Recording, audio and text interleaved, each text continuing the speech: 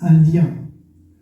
Si on veut résumer ce qu'est une religion, c'est de faire un lien entre le monde qu'on voit, tangible, et un monde qu'on ne voit pas. Entre notre corps à nous, tangible, et un corps qu'on s'imagine. On l'appelle souvent Dieu, ou Zeus, ou Jupiter, ou les gens l'appellent ça comme ils veulent. Mais il y a toujours le lien entre ce qu'on voit et ce qu'on ne voit pas. Et la base de toute religion, telle que je réfléchis à l'affaire depuis des années, je pense que c'est ça. Ils étaient confrontés à des situations qui devaient les angoisser. Les bruits dans la forêt, les cris, l'agression des animaux sauvages. Ils étaient confrontés à la faim, au froid ou au chaud. Ils étaient confrontés aux accidents, à la maladie, aux tremblements de terre, aux incendies, aux inondations, etc. Ces gens étaient confrontés à des événements qui les dépassaient. Ils ne pouvaient pas savoir, comme nous le savons aujourd'hui, pourquoi ces choses-là arrivaient. Alors qu'est-ce qu'ils ont fait? Ils ont commencé à réfléchir. Ils pensaient que derrière ces événements, il y avait des êtres qu'on ne pouvait pas non plus définir, hein, des êtres qui géraient ou qui manipulaient ces situations. Mais ces êtres, ils ne pouvaient pas les voir. On revient à ce fameux lien entre le visible et l'invisible. Et ils l'ont appelé Yahvé. Et ils pensaient que Yahvé allait les inspirer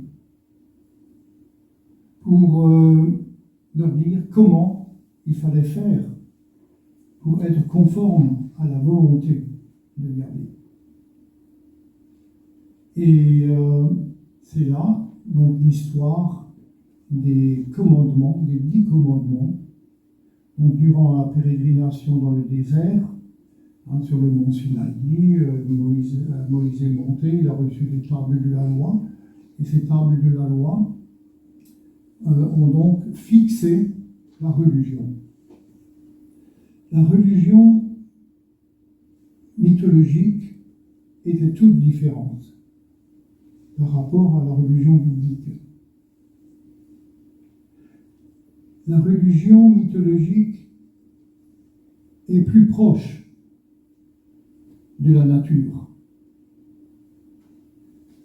Les gens éprouvaient les mêmes inquiétudes, avaient les mêmes réactions, comme les hommes primitifs dans la forêt. Mais ils vivaient déjà dans une société où il y avait une certaine réflexion. Donc, ils donnaient des noms. Ils voulaient identifier ces personnages. Et ça, nous avons aussi toujours cette envie de désigner ce que nous ne connaissons pas. C'est pour ça que nous aussi, nous avons l'habitude de dire que Dieu, il s'appelle Dieu. On donne un nom. Il y a donc un homme qui apparaît, il s'appelle l'homme de Nazareth, on appelle couramment Jésus de Nazareth. Je l'appelle l'homme de Nazareth, non pas pour le différencier de Jésus-Christ, mais pour le placer dans la lignée des philosophes et des sages de l'Antiquité. On découvre qu'il chamboulait complètement la religion. Il le dit d'ailleurs, hein, je suis venu pour détruire le temple. Il va donner à ce Dieu un visage qui est attirant, qui est attractif, qui est sympathique.